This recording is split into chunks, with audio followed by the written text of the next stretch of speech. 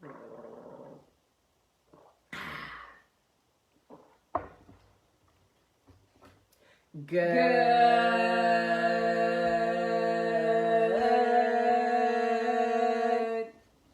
morning. Wow. And happy Monday. I feel like it's been a minute. It's been too long. In our show timing, it was Thursday, Friday, Saturday, Sunday. Double the time. So, in advance, I'm going to say, forgive me if today I will sound rusty. I know, it feels weird. It's like, wow, has it been a month since we've done it? Okay, so who's here? Crystal, Kristen, Nikki, Jeanette, hey, Stephanie, Teresa, Tiffany, Jessica, Andy, another Jessica. Okay, Jessica, that's a new name. Jessica. I'm gonna try to pronounce it. Urker. It sounds like you're from Iceland. That name sounds very powerful. Drop a comment. For real, and she has blonde hair too. Yes, drop a comment and tell us where you're from. Good morning, Lauren and Molly, Jerry. Lauren, what's up? Good morning, you guys. And for everybody else who's in the room that we can't see, good morning. Well, it's been a minute. How was y'all's this weekends? Okay. But first, thank you all for your kind words and congratulations on recent events that you may or may not have seen. Hope you enjoyed. No, we don't feel any different. It actually feels weird that we're not married yet. But thank you for all of the wishes and everything, and your support, and for you showing up. There was like 70 people on the live. It was amazing. And thank you for keeping a secret. Kind of. Well, I could only do so much. I mean, they kept the secret. That day, I just started putting two and two together, but still, I had no confirmation. So, thank you for that. In case you're not sure of what happened, this is what happened this weekend. Saying engage, like the word engage, like you got engaged, or engaged. Congrats on your engagement, like it sounds weird. Well, I think of the word like engaged means to be involved with, right? I am engaged in an activity. Mm-hmm. I am engaged, like, so I'm like, what does that mean? We're involved? Are we involved in each other? Yeah. Is that what that means? Oh, we weren't involved before, but now we are, because now we're engaged. Right. We weren't engaged before. Right. Yeah, we were talking about this weekend about the whole concept of like... The titles, too. Yeah. The titles. Girlfriend. In the lesbian world, girlfriend doesn't mean shit. Right. Though, when we were girlfriends, like, we took it very seriously. Like, I don't know if you guys started listening to our relationship conversations, but like, we have what we call like a level 4 relationship, right? And like, you're a part of my legacy. There's no way that I'll ever like consider fucking it up. Just being honest, because you are a part of my empire. However, like the word engage, it's kind of like the interim between the girlfriend. It's like you're serious, but not like all the way in. What's weird is like, we have known that we're going to get married for like a couple years. So it's weird to not be married. It's weird to say, the titles drive me crazy. The only title that I care about is wife, really. Yes. Do you guys want to hear a secret? Drop a comment. Tell me yes. Otherwise, I'm not going to say shit.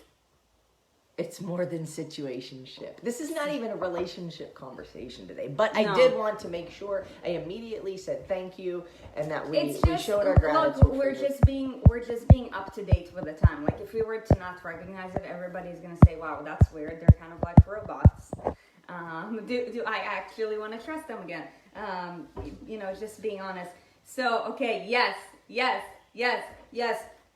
So it's interesting, you guys, because our timing with regards for the proposal was actually like very close. Because I got you a ring. But I win. A week and a half ago. I win. Yes, you won. And I'm very grateful for that because your plan was better than mine, just saying. So it's because I'm the entertainer. Yeah, you did it really, really well. Really All right. Well. So thank you guys again. Yes. But on a serious note, today it is Monday, so Mindset Monday. And something that we talk about a lot when it comes to mindset is, for one, the meaning of failures, right? With regards to our success and, the impact that they may hold on our success or lack of thereof. Right? So now, here's the thing about failure. You can't avoid failure. But what you can avoid is failing often. And what you can avoid is failing repeatedly the same way. Yes. You cannot avoid failure, okay? Only in school you are taught to not fail. And drop a comment. I want to see who was like a grade A student in school. A+. My baby done got honestly, some of you guys might not like what I'm about to say, but the A+ students, you might hate me for a second for saying this, but boy, they fucked you up. They fucked you up for school of life. Because you go into life from school thinking that life is an A+, right? So normally, those who are A students, guess what else? What attribute they've gained? They have an all or nothing mentality. They're perfectionists. They're so scared of failing that they don't put themselves out there. I'm looking at the people typing A+. It's amazing. Yep, Andrea already is like agreeing. And if it hurts a little bit, know that I'm just bringing it to your attention, right? That you are actually exposed to a weakness. Yeah. And your weakness is not attempting something that can make you more successful because you are more scared about failure than you are about your success.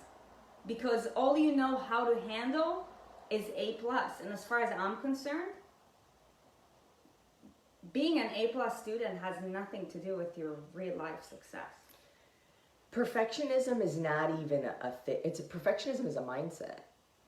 Perfectionism is the thought that you need to get something perfect and do it absolutely right. And now there are ways to do things perfect, like when it comes to math. Math is black and white. Mm-hmm. There's a right answer and a wrong answer. All the sciences, right? Math, physics, chemistry. So, but other than that, unless there's something else I'm forgetting. Anything that's based off of theories. Then what happens more often than not is that because you can't find the perfect answer, you're going to Baskin Robbins, they got 31 motherfucking flavors. How are you supposed to pick the perfect one? You ever stood there for 20 minutes? I need to try this one. I need to try that one. Can I try that one too? Because I'm not sure. I might get it wrong. I need to order the right ice cream. And it like takes forever. Because I know that this is a real thing. Because I know when people have too many choices, we don't choose. Especially if you have a perfectionist mindset. And what happens is it blocks you from getting to where you actually want to be. Ice cream in mouth. Ice cream in mouth. Yeah, it's true. If you go into life after having gone through school, right? Like your fear of failure will reduce your chances of success unless you're open-minded and you're like, you know what? Like, Jesus, take the wheel. I'm just going along for the ride. If that's the case, then you're freaking golden. That tells me that you have really high standards and you're willing to fail in order to figure it out. Guess what? In the school of life, you have to fail in order to figure it out. However, what makes or breaks people from becoming more successful is one simple trick, and it's called the ability to learn from your mistakes. I think there's a step before that. What is it? I think the most freeing thing within this realm is giving yourself the grace to not be perfect. Knowing that it's okay. The world isn't going to end. We're not on, what's that movie, Speed, where they're on the train or on the bus and it has to go like 60 miles an hour. If it goes under 60 miles an hour, shit blows up. Like, that is when you can try to be perfect. Yeah, for damn sure. But if it's not life or death, if nothing's threatening you, if you order the damn ice cream, get cookie dough. Just get chocolate chip cookie dough next time you go. Right? Like, be okay. And then if you don't like it, you're like, ah, shit. Okay, well, good. Nobody died. There is a next time. Right? And then when you go into that next time, you know what not to do. Right? Mm-hmm. I hated cookie dough. Cool. It wasn't the end of the world. Like, these are actually things that we've gotten good at because we've been exposed to. I mean, as an entrepreneur, like, when you start, you have actually no idea what you're getting into most of the time. And so when you start, like, you have to make the mistakes. You have to just jump in. You have to say, well, shit, I got this and this and this and this. Let me try this. If it doesn't work, it doesn't work. It's not the end of the world. That just means I'm not going to do that next time. Let me try this. And one of the most freeing things, like feelings, it's kind of like deleting MyFitnessPal off your phone or throwing your scale in the garbage after you smashed it on the floor 30 times, is giving yourself the okay that you don't have to choose perfect. Yeah. You don't have to be perfect. Just take the action. What do we call it? Imperfect action. Imperfect action will take you way farther than perfect action. Because imperfect a lot of time, action done consistently will take you way farther than perfect action done inconsistently. Imperfect action taken regularly will get you to efficient action. Yeah. Maybe not perfect, but there's an improvement. But here's the thing. In order for you to rise above your failures, you have to have integrity with yourself. Now, what do I mean by that? I mean that, you know... I got it. Okay, so Frank. What I mean by that is that the next time you fail with regards to an approach, don't just give up. Too many people just give up, and that is why they fail. Your ultimate failure is, after having failed, to give up. That is something that will guarantee your failure, right? Giving up once you fail. Look, failure is an event. Failure is an event. Now, attributing that event to your character depends on who you are. Every time we fail, we don't consider ourselves failure. We're like, okay, what is... We're smarter. Right. Every time we fail and we learn, we become better. Right, and that's the concept of integrity. So we ask ourselves, okay, like, what did we learn from this mistake? What worked? What didn't work? Looking back, what could we have done differently in order to make this work on to our advantage? And we take it from there. And here's the thing, you guys. It takes patience and it takes grace. There's going to be times in life, depending on whatever it is that you're going through, that you will have to fail not once, not twice, not 3 or 4 times. Right? But you will have to fail multiple times in order to actually figure out the right thing. But the easiest, fastest way, okay, to fail less and less often, okay, is to find out who is the person who has been there and has done that and has the answers that you need. The reason that we show up is to explain our failures, the mistakes that we made, so that if in the case that you're making them, chances are you've made a lot of the same mistakes that we have, but the sooner we can get you to stop making those mistakes, realizing that they are something that you can learn from, the better. Now, the reason I believe that we are afraid to make mistakes is because when we make something that is classified as a mistake in school or at home, it's the response or the consequence that happens when you do that. If you don't get a passing grade, you fail. You have to redo. You suck. That's the message in school that's being sent. You didn't do good enough. You got to do it over, right? But it's seen as a negative thing, whereas it's like, oh, whoops, we made some mistakes. Let's go back over, figure out what happened so that we can correct it. But because you get graded A through F, I don't even know who decided A, B, C, D. What happened to E? I think it's just a social thing because people like to put people in boxes. I get a grading system, but it's like the message that's being sent is you're not good enough if you don't get a certain grade. Mm-hmm. And then in a home situation, depending on a parent's response to a mistake made by a child, will also determine how you see failure. Mm-hmm. Right? If if you turn on the stove as a kid or something, let's say you turn on the stove and then your parent finds it and then they get upset at you and their response is like you did a bad thing when you really just didn't know, then that also is interpreted as like I am a failure. Right? Rather than it being a learning lesson. Does that make sense? Because it's like you get your paper back. Oh, you got a D. Your grade is final. You got a D. I think the problem lies in the fact that we live in a society that attributes an event to your character. I'm going to repeat that again just so that I can remember it because normally I can't. We live in a society that determines a character by an event. That does not have to be the case. Remember, you're the captain of your ship. Just because you failed to do something, right, doesn't mean that you're a failure unless you give it permission to make you a failure.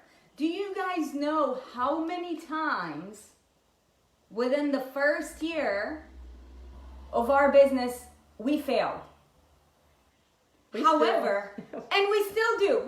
I mean, because you cried like 20 minutes ago, just being honest, right?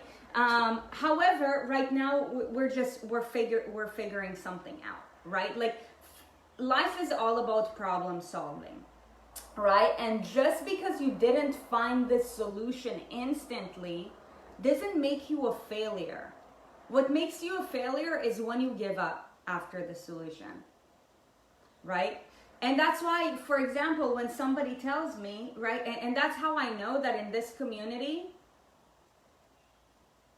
weight loss, your issue with weight loss is not nutrition. That's what you think it is. Nutrition is just the manifestation, right? The biggest problems that we see in this community is things like lack of consistency, lack of motivation. What does that tell me? You were brought up in a society that makes you think that everything needs to be given to you easily. You want to lose weight really fast. You don't know how to accept failure, and that's why we talk about failure all the time, right? Guess what? It's hard. Weight loss is like life. It's hard. It requires problem solving. It requires you, going over one stepping stone into the next one, into the next one, into the next one. Nutrition is not your problem. It's the manifestation of a way bigger problem in your life. And it is how you choose to see it. To identify yourself. Right. Have you made failure part of your identity? Mm-hmm. Or is it an event? because you get to choose your character. You get to choose what defines you. You get to choose what adjectives, I believe that's the descriptive word, make up you as a human, as a person, as a soul. And if one of those words in there is failure, then your failures will never be learning experiences. They'll always just feel like letdowns that you don't get anything from. And that's a shame. So, you are not a failure. You are not fat.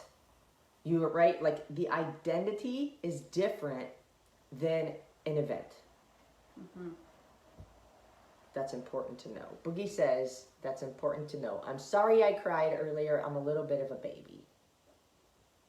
Yes, he identifies himself as a baby. Yes. Hence why I am a muscle baby. Yeah. And now I'm going to my bed.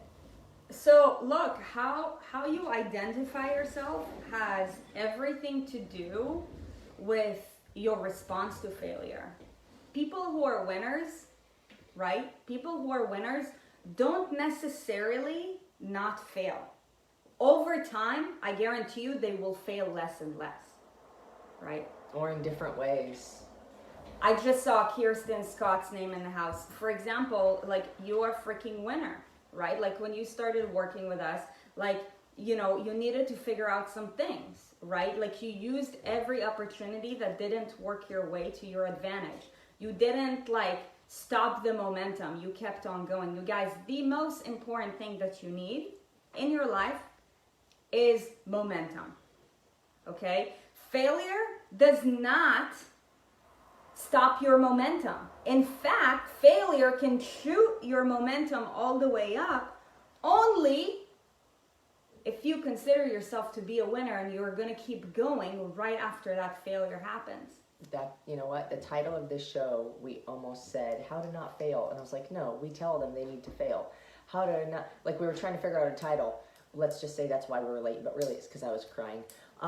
And that's why we titled this Make Failure Your Bitch. Exactly. You're gonna make failure your bitch. Use it. So here's the thing, you know, the next time that you fail, here's what you need to do. You need to ask yourself a couple of questions, and if you don't take the time to ask questions, then you're gonna repeat the same mistake over and over again, and that is bad. You don't want to do that. Okay? Failure is really a growth and a learning opportunity. Only if you use it to your advantage. If you don't do the following steps, then you will repeat the same mistake, and that will increase your chances of identifying yourself as a failure, right? For example, right, somebody, let's say, who is only, like, let's say yo-yo diets all the time, right? And the reason why I feel comfortable speaking to that person, because that was me many years ago, right? You go all out, right? You're like, okay, this is going to be the last time that I'll ever have to start over again. And then Thursday hits, you had a really bad argument with somebody pissed you off, you got triggered, and then, you started basically falling off the wagon, right? The same way that you always do. Right, and then, like, you ended up binging on insert in the blank, whatever your thing was. Mine was a copious amount of frosting and chocolate in a very disgusting amount. And then on Monday, I would start the same thing over and over again. I didn't learn from my mistake because I didn't ask the following question. So the first question that you need to ask yourself is, what can I learn from this? What didn't work? Like, actually analyze. What didn't work, right? So what didn't work was the fact that I ended up eating a ridiculous amount of chocolate. Okay, why? Then ask yourself why. There could be many reasons why that happened. It could be because maybe I deprived myself and physically my body is still dependent on chocolate. So avoiding the problem is not going to fix the problem, right? I'm just giving you one example, but I mean, you can do it for any single problem in your life, right? So, like, ask why. And then really, if you want to increase your chances of success, then you also need to ask yourself the next question: who do I know who has overcome the same struggle that I'm going through right now, and can they help me? And if so, reach out. Now, here's the thing, that takes courage. That takes courage because that requires you to be vulnerable for yourself and to be vulnerable in front of somebody else, right? I know that back in the day, for me, it was so much easier to repeat the cycle than it was to reach out to someone and say, hey, I have a really bad problem. Every time I get triggered, I end up eating chocolate to an amount where I either end up, getting a food coma or getting really sick. It was my pride and my ego, right, was in front of me wanting to solve the problem. Yeah, it wasn't easier. No. It was just what you thought would be easier until you got outside of your comfort zone and then realized that the alternative was easier. How many times have you bought garbage food at the store? Like you legit went, well, now there's like Uber Eats and Instacart and all this stuff where it can like get to you in just a couple hours. But when was the last time you went to like a grocery store and you bought some shit you knew you shouldn't be eating? You're like, I'm going to have a feast tonight. It's going to be amazing. But then alongside it, you got like a magazine that is going to motivate you to start on Monday. Boogie, for real, bruh? You're so talkative today. Come here. He's like, nothing no. But yeah, I used to buy, sugar-free ice cream, for one. For two, I would put an oxygen magazine on the little conveyor belt right next to it. But I'm going to eat this, and then I'm going to read this. I'm really motivated to start on Monday. And I would eat the whole tub of ice cream, normally with cereal on it, or peanut butter, or graham crackers, or whatever. Or all of the above. Or all of it. And then I'd be like justifying it with the magazine I was going to buy to get motivated. And I don't even know how many times I did that, but it's the same thing. Like, did it work last time? No. Try something else. Yeah. Yeah. So remember, it's an event. It doesn't have to define your character. However, what will over time define your character is how you respond to these events. You said that funny. Respond. So failure is not something that you can avoid. Only in school, maybe you can avoid it. Congrats to all the grade A students. You just have to copy your neighbor's homework. However, what you were taught in school is not the same thing as how you need to approach the school of life. But what will really make someone rise above failure is their integrity with themselves, right? And also patience and vulnerability with themselves. Asking themselves, do I really want to solve this problem? I truly believe that in the society that we live in, people actually feed off of talking about their problems. People love talking about their problems. And then, you also attract what you are, right? You guys are completely different. Like, you're about that, solving that shit life. However, if you're new to this community and you're like, shit, I'm just realizing that there's so many people in my life who, whenever I jump into a conversation, all I hear is like them complaining about the weather, complaining their about job, this. How many times have you environment. jumped on the phone with someone, right? And you're like, hey, how are you doing? The first thing that they respond to you is a complaint. Oh, the coronavirus. Oh, the weather. I know, it's kind of like we want people to feel bad for us or something. And I that used to be me, and I can't speak for everybody on that at all, but by any means. But what I was thinking is, okay, so this is not a question for judgment. I'll tell you straight up right now, I copied some of my friends' homework in high school.